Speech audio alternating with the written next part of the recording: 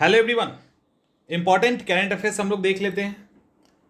108वीं भारतीय विज्ञान कांग्रेस, 108वीं जो भारतीय विज्ञान कांग्रेस है ये तुकडोजी महाराज नागपुर यूनिवर्सिटी महाराष्ट्र में। तो सबसे पहला फैक्ट कि महाराष्ट्र में हुआ। प्रधानमंत्री नरेंद्र मोदी जी ने उद्घाटन किया। इसका जो मेन सब्जेक्ट है, जो इस बार का सब्जेक्ट है, वो वुमेन एम्पावरमेंट यानी महिला सशक्तिकरण के साथ साथ सस्टेनेबल डेवलपमेंट के लिए साइंस एंड टेक की बात की गई है। और इसमें खास करके वुमेन एम्पावरमेंट में आदिवासी महिलाओं के सशक्तिकरण पे जोर दिया गया है। जोर देने के कारण यानी उस पर फोकस करने के कारण इसको आदिवासी विज्ञान कांग्रेस मतलब आदिवासी विज्ञान कांग्रेस को भी इसमें शामिल किया गया है। इसके पहले बेंगलुरु में हुआ था, इस बार ये महाराष्ट्र में हुआ है। HPM निवास, HPM निवास, इसको ठीक से सुनिए। जो हमारे केंद्रीय मंत्रिमंडल है यानी सेंट्रल काउंसिल ऑफ मिनिस्टर है, कैबिनेट है, उसने कोलकाता के कहां पे, जोका, कोलकाता के जोका के डायमंड हार्बर रोड में जो राष्ट्रीय पेयजल स्वच्छता और गुणवत्ता केंद्र है उसका नाम अब बदल दिया गया है। उसका नाम रखा गया है डॉक्टर श्यामा प्रसाद मुखर्जी के नाम पे। डॉक्टर श्यामा प्रसाद मुखर्जी राष्ट्रीय जल और स्वच्छता संस्थान SPM निवास इसका नाम किए जाने का डिसीजन लिया गया है। तो कोलकाता के जोका के डायमंड हार्बर पे जो राष्ट्रीय पेयजल स्वच्छता और गुणवत्ता केंद्र, उसका नाम श्यामा प्रसाद मुखर्जी के नाम पर होगा।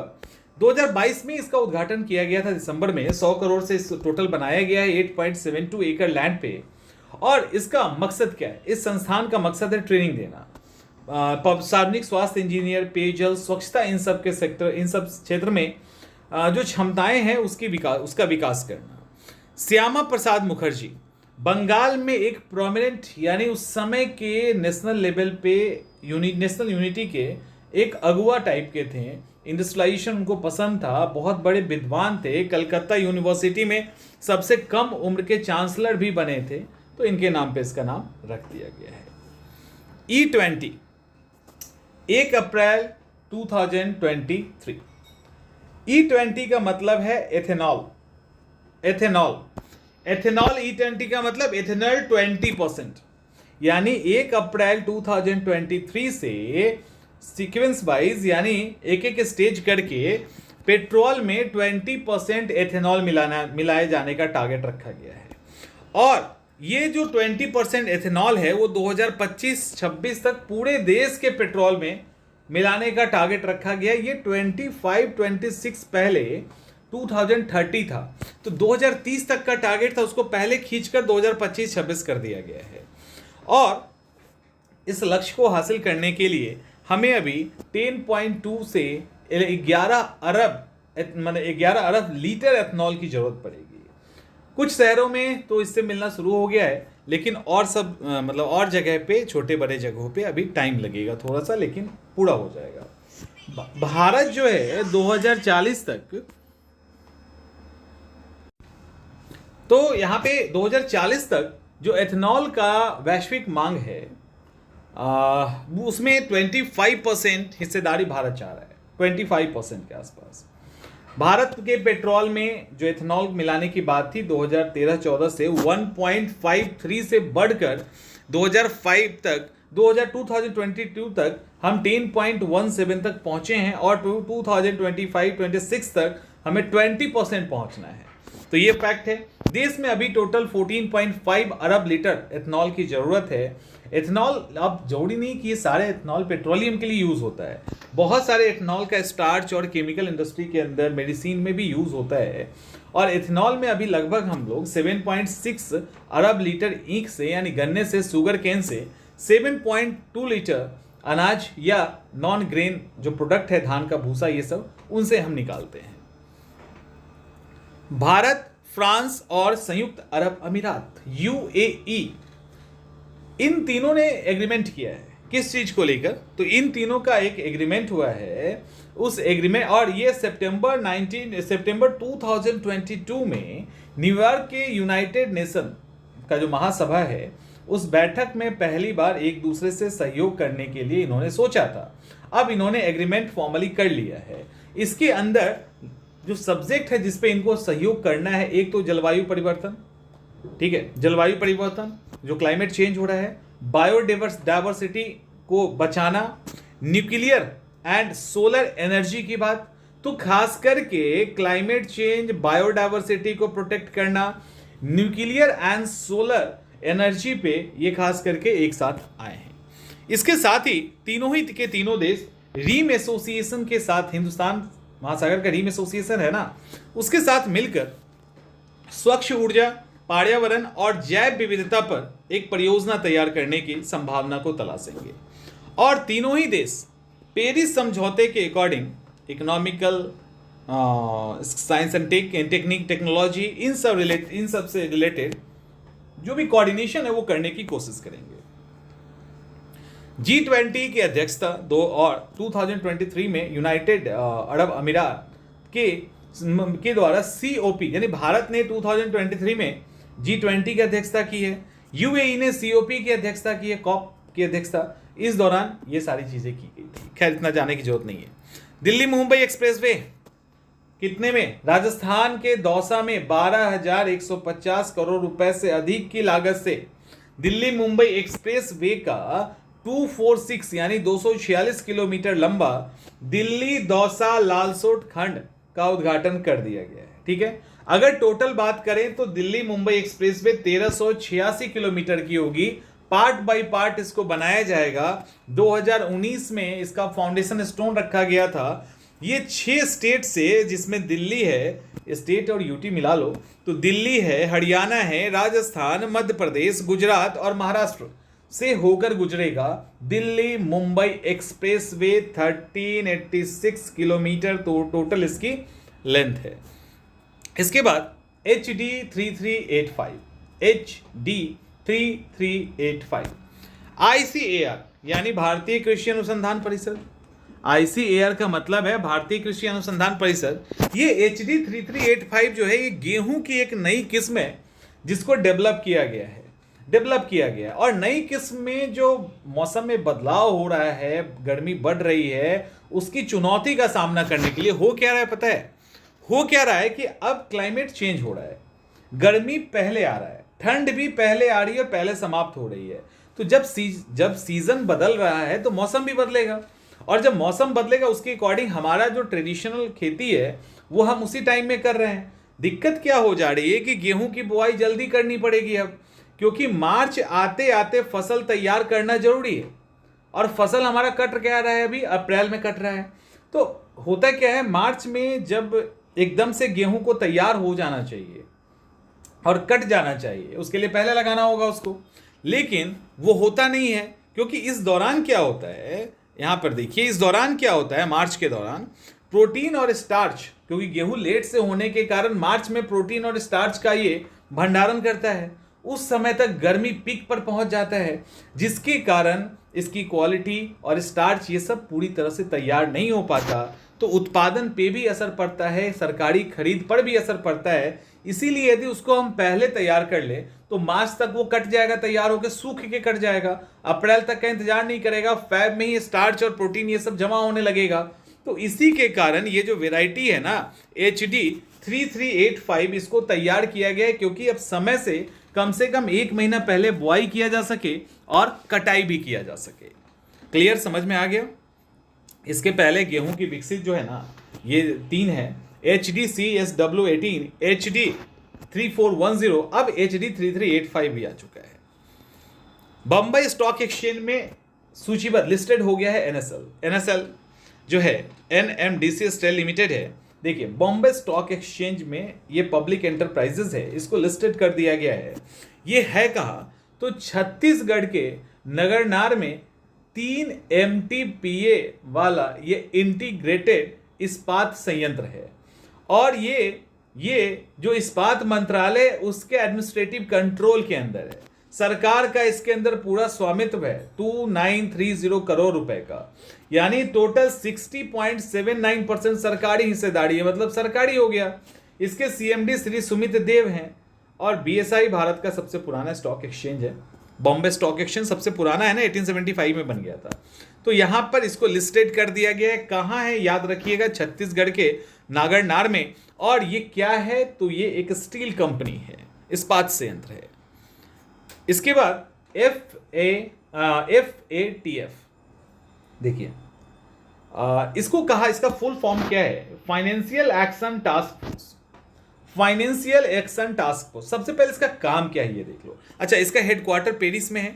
इसका स्थापना 1989 में हुआ था। हेडक्वार्टर कहाँ है, पेरिस में है। ये एक अंतर सरकारी नीति निर्माता एक निकाय है। इट मीन्स कि ये जो है ना, वो एक मतलब आप कह सकते हो कि अंतर सरकारी, इट मीन्स कि सरकार का जो इन्फ्लुएंस है उसके अंदर ज़्यादा है और पॉलिसी मेकिंग है। इसका टारगेट क्या होता है कि जो भी मनी लॉन्ड्रिंग हो रहा है या आतंकी को अगर कोई फाइनेंशियल सपोर्ट कर रहा है तो उसके लिए, उससे लड़ने के लिए राष्ट्रीय स्तर और अंतर्राष्ट्रीय स्तर पे नीति बनाना, उसको बढ़ावा देना, उसको लेकर एक स्टैंडर्ड इंटरनेशनल लेवल पे तय करना। अब यहाँ हुआ क्या कि इसका काम जो है, इसका काम है FATF का कि जो फिनेंशियल वित्तीय अपराध है, लाइक मनी लॉन्ड्रिंग, आतंकवादी को फंडिंग करना, नक्सली को फंडिंग करना, तो उसके लिए ये फिनेंशियल एक्शन टास्क फोर्स ने यूक्रेन में रूस के द्वारा और रूस के कई ऑर्गेनाइजेशन के द्वारा इन प्रिंसिपल का उल्लंघन किया गया। उसके कारण इसने क्या किया, रूस की सदस्यता निलंबित कर दी। क्यों किया, क्योंकि यूक्रेन में जो इंटरनेशनल फंडिंग का रूल्स है वो वायलेट हो रहा है, उसके कारण रूस को इन्होंने सस्पेंड कर दिया है। एक और बात, इसने दक्षिण अफ्रीका को अपने ग्रे लिस्ट में जोड़ दिया है। पाकिस्तान तो ग्रे लिस्ट में ऑलरेडी है, दक्षिण अफ्रीका को ग्रे लिस्ट में जोड़ दिया है और मोरक्को को अपने ग्रे लिस्ट से बाहर कर दिया है। तो इनका जो ग्रे लिस्ट होता है ना, उसके अंदर इस तरह के कंट्री को डाला जाता है। तो रसिया को डाल दिया, दक्षिण अफ्रीका को ऐड कर दिया और मोरक्को को वहां से हटा दिया है। 1300 पुराना बौद्ध, 1300 साल पुराना बौद्ध स्तूप मिला है। कहां मिला है, तो ओडिशा। ओडिशा में कहां, तो जाजपुर जिले में, जो पुरी में स्थित है। ठीक है, ओडिशा के जाजपुर जिले में पुरी में स्थित जगन्नाथ मंदिर के पास, तो पुरी जाजपुर में है, वहां जगन्नाथ मंदिर के पास ही। और कहां मिला है, तो जो जहां पे खोंडालाइट का माइनिंग होता है ना, खनन होता है, खोंडालाइट का जहां खनन होता है वहीं पे 1300 साल पुराना स्तूप मिल गया। खोंडालाइट एक प्रकार का मेटामॉर्फिक रॉक है, कायांतरित चट्टान है, तो उसके खनन के दौरान ये मिल गया। ये 4.5 मीटर ऊंचा है और उम्मीद ये है कि 7वीं से 8वीं सेंचुरी का ये पुराना बौद्ध स्तूप है। ये जो स्थल है ये ललितागिरी उसी के पास है, बहुत सर्कल है ललितागिरी उसी के पास है। वहां से भी कई सारे स्तूप, बुद्ध के चित्र, मठ, ये सब मिला है। और ललितागिरी जो है सबसे ज्यादा फेमस क्यों है, क्योंकि वहां एक पत्थर का ताबूत मिला है। एक तरह से आप उसको स्तूप ही कह सकते हैं। तो पत्थर का ताबूत मिला है, वहां महात्मा बुद्ध से जुड़े हुए अवशेष मिले हैं। ठीक है, जुड़े हुए अवशेष मिले हैं और वहां पे विशाल स्तूप की खोज की गई थी। उसके बाद से ललितागिरी जो है वो बहुत फेमस हो गया। ललितागिरी के पहले 3 साइट हैं, मान ललितागिरी को मिला के 3 साइट हो गया। पहले जो था रत्नागिरी और उदयगिरी बहुत फेमस था, रत्नागिरी और उदयगिरी फेमस था। अब उसी के लिस्ट में ललितागिरी भी आ गया जब ये पत्थर के ताबूत के अंदर बुद्ध के अवशेष मिले, तो ये इंपॉर्टेंट है। इसके अलावा जो अग्निवीर की बहाली हुई है ना, तो उसमें से तो अब रिटायरमेंट शुरू ही हो जाएगा, 4 साल के लिए था। तो जो अग्निवीर की बहाली हुई है, तो पूर्व अग्निवीर को BSF की भर्ती में 10% का रिजर्वेशन दिया जा रहा है। इसके पहले CISF में 10% का रिजर्वेशन दिया गया था। यहां पे ये कहा गया है कि जो पहला बैच है ना, उसको मैक्सिमम एज में 5 साल की छूट होगी। उसके बाद जो भी बैच आएगा उसको 3-3 साल की मैक्सिमम एज में छूट मिलेगी, क्योंकि 4 साल ऑलरेडी ट्रेनिंग हो चुका है। और चूंकि उनका ट्रेनिंग ऑलरेडी हो चुका है तो उनको फिजिकल टेस्ट भी नहीं देना है। ठीक है, जो रिटेन होगा वो देंगे और उनका हो जाएगा। तो फिजिकल टेस्ट देना नहीं है। 5 साल की छूट पहली बार में, दूसरी बार में 3 साल की छूट। सरकार ने जो कमिटमेंट किया था वो सरकार कर रही है। अब एशिया का सबसे बड़ा ट्यूलिप गार्डन कहां खुला है, भारत में। एशिया का सबसे बड़ा 74 एकड़ में, थोड़ा बहुत नहीं, सबसे बड़ा 74 एकड़ में फैला ट्यूलिप गार्डन, जिसको इंदिरा गांधी ट्यूलिप गार्डन भी कहते हैं। इंदिरा गांधी ट्यूलिप गार्डन भी कहते हैं, श्रीनगर में 19 मार्च 2023 को आम जनता के लिए खोल दिया गया। ये जो इंदिरा गांधी ट्यूलिप गार्डन है, ये कहां है? तो ये डल झील आप देख रहे हो, मतलब सुने तो होंगे डल झील के बारे में, जो श्रीनगर में है। और श्रीनगर का लाल चौक बहुत ही फेमस है। उससे मात्र 8 किलोमीटर की दूरी पे 5600 फीट ऊंचाई पे जबरवान माउंटेन रेंज के बिल्कुल बेस में, तो जबरवान पर्वत श्रृंखला है ना, उसके बिल्कुल फुट एरिया में यह स्थित है। और यहां लगभग 1.5 मिलियन या 1.6 मिलियन, अलग अलग डाटा है, तो लगभग इतने ट्यूलिप इस बार खिले हैं। और इस बार कोशिश ये किया गया है, ट्यूलिप खिले हैं, इसको पता है आपको, इसको पहले सिराज बाग कहा जाता था, ठीक है। इसमें और भी बसंत वाले फूल, जलकुंभी, डैफोडिल्स, मस्करी, साइके मेलन, ये सब भी देखने को मिलेगा। इस बार ट्यूलिप को डिजाइन किया गया है इंद्रधनुष जैसा, तो पीला, लाल, बैगनी, सफेद ऐसे ट्यूलिप का एक कॉम्बिनेशन बनाया गया है ताकि इंद्रधनुष वाला जो है ना इमेज निकल के आए। Indira Gandhi memorial tulip garden, इसी को पहले सिराज बाग के नाम से जाना जाता था। इसको 2008 में खोला गया। जम्मू एंड कश्मीर के मुख्यमंत्री उस समय थे गुलाम नबी आजाद, उन्होंने ही इसका उद्घाटन किया था। चूंकि वो कांग्रेस से थे, मतलब चूंकि कांग्रेस के सपोर्टर हैं और कांग्रेस से हैं, तो उन्होंने क्या किया कि इंदिरा गांधी के नाम पे इसका नाम रख दिया। पीएम मित्रा मेगा टेक्सटाइल पार्क, पीएम मित्रा मेगा टेक्सटाइल पार्क देश के 7 राज्यों में खुलेगा। ध्यान रखिएगा, 7 राज्यों में, तमिलनाडु, तेलंगाना, कर्नाटक, महाराष्ट्र, गुजरात, मध्य प्रदेश और उत्तर प्रदेश। तमिलनाडु, तेलंगाना, कर्नाटक, महाराष्ट्र, गुजरात, मध्य प्रदेश और उत्तर प्रदेश। और कहां खुलेगा ये भी? उत्तर प्रदेश के लखनऊ में, मध्य प्रदेश के धार में, महाराष्ट्र के अमरावती में, तेलंगाना के वारंगल में, तमिलनाडु के विरुधुनगर में, कर्नाटक के कलबुर्गी में, गुजरात के नवसारी में। तो इन जगह ये खुलने वाला है। इसमें कपड़ा क्षेत्र को बढ़ावा मिलेगा और अत्याधुनिक बुनियादी ढांचा यहां प्रोवाइड किया जाएगा। इस टेक्सटाइल पार्क को 2027-28 तक पूरा करने का टारगेट रखा गया है। यहां पे ये मित्रा पार्क है ना, ये 5F विजन पे आधारित है।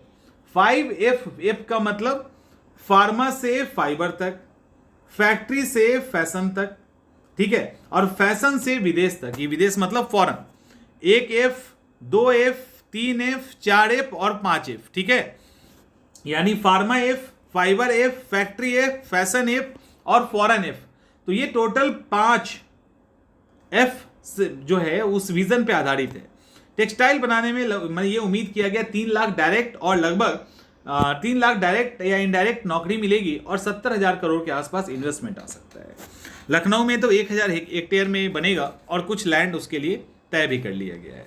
भारत का टारगेट ये है कि भारत दुनिया के क्लॉथ टेक्सटाइल के एक्सपोर्ट में दुनिया के टॉप देशों में आता है। 2030 तक ये $100 अरब का मार्केट बनाना चाहते हैं और 2047 तक 2047 तक ये दुनिया का सबसे बड़ा एक्सपोर्टर बनना चाहता है, ठीक है। इसके बाद बसवेश्वर और नाद प्रभु कैंपे गौड़ा मूर्ति का इनॉग्रेशन किया गया, ठीक है। और ये हुआ कहां? पहले किसने किया? तो अमित शाह ने किया। अमित शाह आपको पता है हमारे गृह मंत्री भी हैं और सहकारिता मंत्री भी हैं।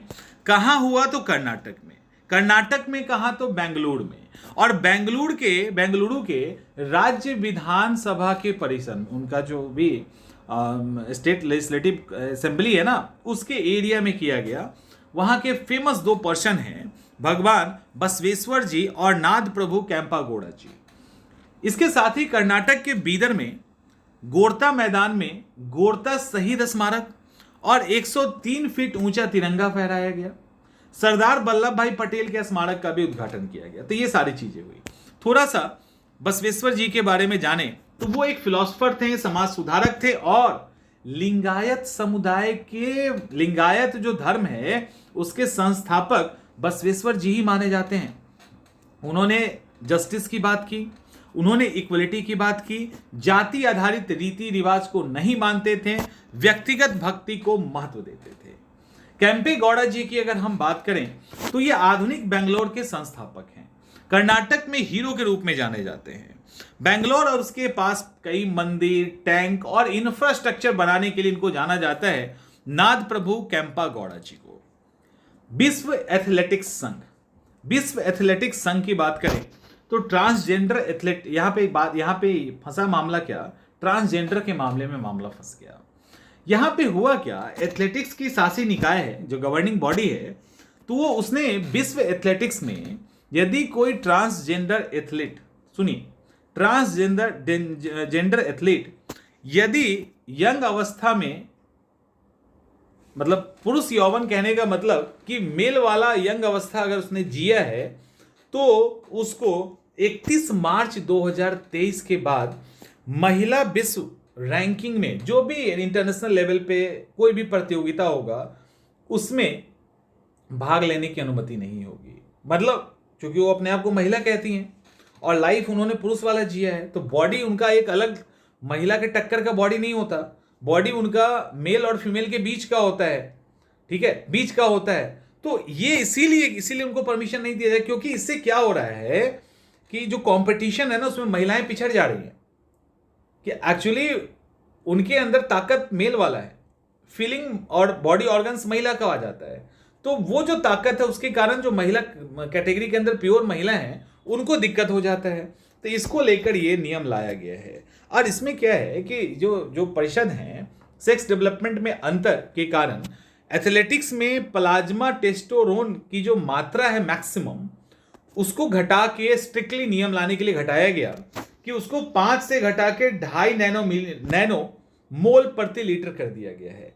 और 2.5 से अधिक ही मेल ट्रांसजेंडर, जो ट्रांसजेंडर मेल फेज से गुजरा है ना, उसको उनसे अधिक ही होगा हर हाल में, इसीलिए उसकी मात्रा को कम कर दिया गया है, 2.5 कर दिया गया है, ताकि कोई भी इसको क्वालिफाई ना कर पाए।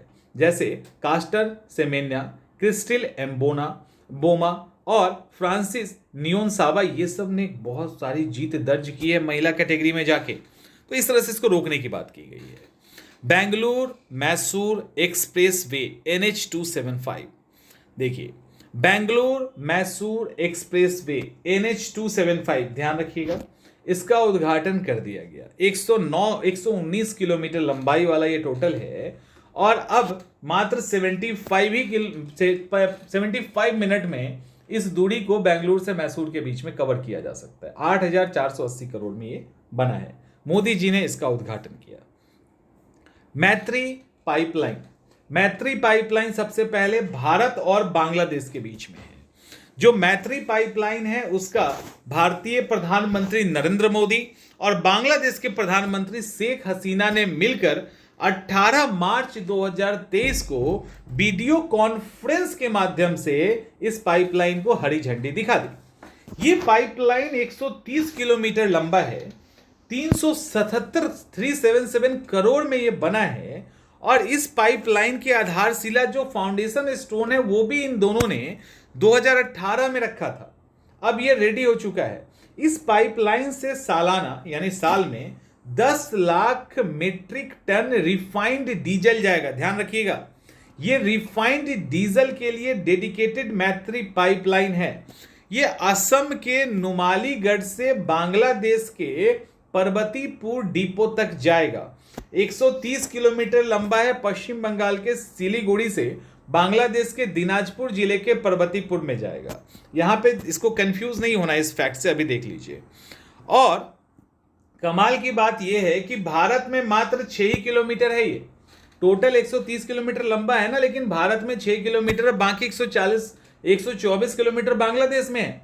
और इस पाइपलाइन में भारत का जो हिस्सा है वो भारत का जो हिस्सा है उसको असम का नुमालीगढ़ रिफाइनरी लिमिटेड उसको रन करेगा और बांग्लादेश का जो हिस्सा है उसको बांग्लादेश पेट्रोलियम कॉरपोरेशन के द्वारा चलाया जाएगा।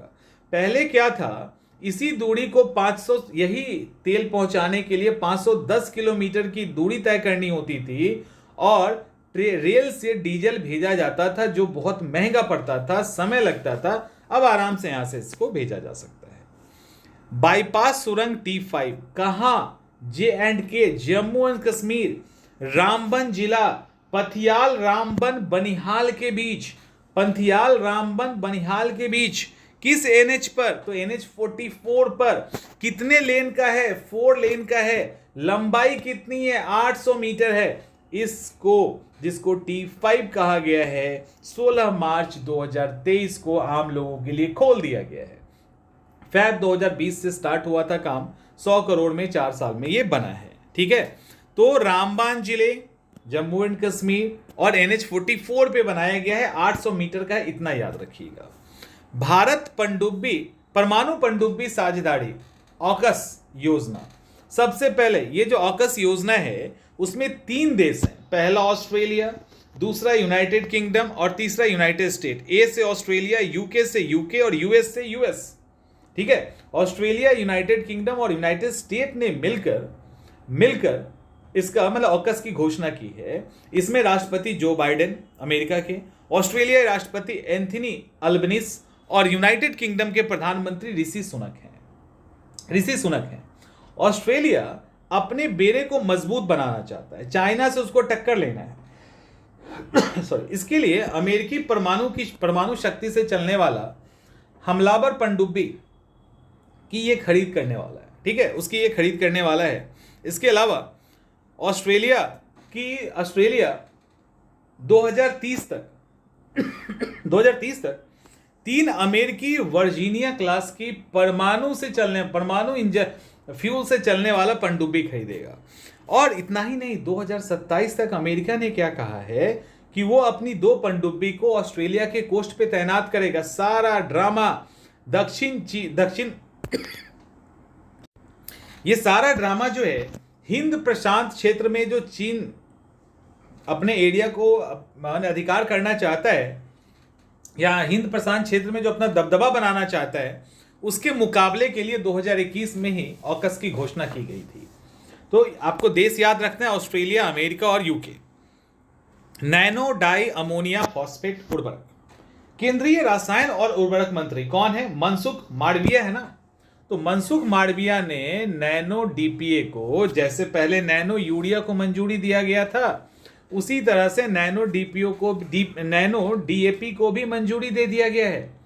नैनो डाई अमोनिया को मंजूरी दे दिया गया है। नैनो यूरिया की तरह नैनो डीएपी का जो प्रोडक्शन है वो भी इफ्को के द्वारा ही किया जाएगा। और फिर से नैनो यूरिया की तरह नैनो डीएपी भी जो है, उसमें जो 50 केजी का बोरा आता है ना, उसकी जगह मात्र 500 ml का नैनो डीएपी यूज कर लेंगे, काम चल जाएगा। तो 50 किलो की जगह 500 ml का लिक्विड नैनो डीएपी से काम चल जाएगा। यही as it is nano urea में भी हो रहा है। 50 केजी के बैग की जगह 500 ml का लिक्विड नैनो यूरिया यूज कर लीजिए। तो ये यहाँ पे इंपॉर्टेंट है। इसके बाद लास्ट है ईरान और सऊदी अरब। ईरान और सऊदी अरब के बीच में एक पॉलिटिकल समझौता हुआ है। चीन की मध्यस्थता में 6